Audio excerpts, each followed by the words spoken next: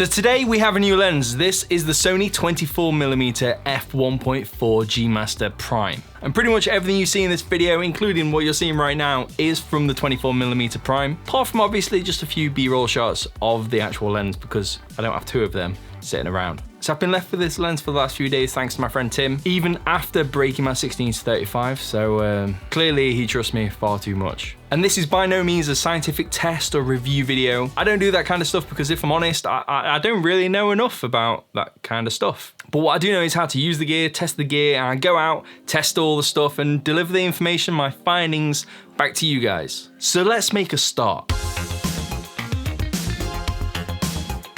The first thing I notice about a 24mm Prime is the size. Obviously a prime lens is normally meant to be smaller than a zoom lens, but with it being f1.4, I expected something, let's just say, a little more chunkier. But this isn't. This is actually like the same kind of size as my 85 f1.8, and it in fact comes with the same size filter thread, so it's really convenient when having to use variable ND filters between both lenses. And compare the Sony 24-14 to the 24-70 f1.8 G Master version 1, well, yeah, there's only one winner.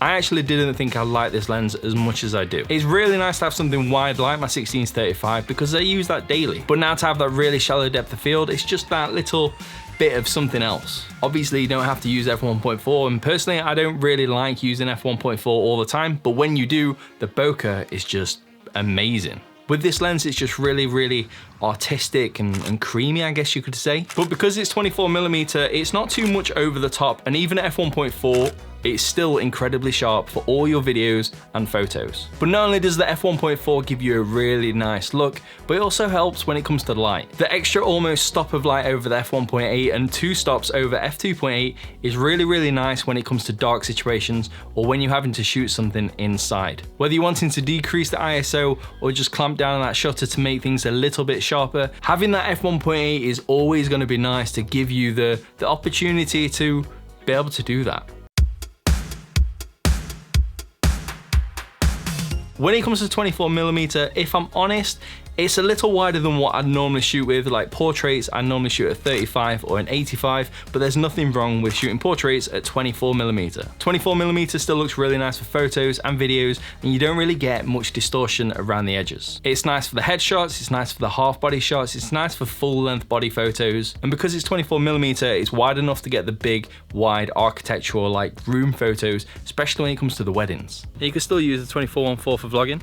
I don't really have much choice at this moment in time, but it is a little bit more cropped in, obviously, than the 16-35, but it still looks really good. Maybe I should just stick to a 24-70 or something like that.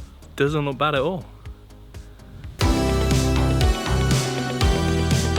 So the really nice feature of this lens is the aperture ring actually on the lens barrel. We're starting to see this sort of thing on more lenses from Sony, and if I'm honest, it's not really a feature that I can see myself being a massive user of, but having the option to declick the aperture and then actually change the aperture on the lens barrel really smoothly. Obviously that would just allow you to reveal more of the background with just one real smooth movement. Or alternatively, where I've been more inclined to use it is actually changing the exposure of the shot. Whether you're moving from the outside of a building to the inside of a building or vice versa, it's almost like having your own variable ND filter built into the lens. But obviously not exactly like a variable ND filter, but a similar concept. Now all of this obviously does come at a premium due to the hefty price tag, but for that money you do get an excellent lens which is sharp throughout the whole image. So if you're after a prime lens, this is definitely one to consider adding to your camera bag. And now that Tim's bought the lens and added it to his camera bag, it'll be really nice when it comes to shooting the weddings together because we do kind of swap lenses and bits of gear throughout the whole day.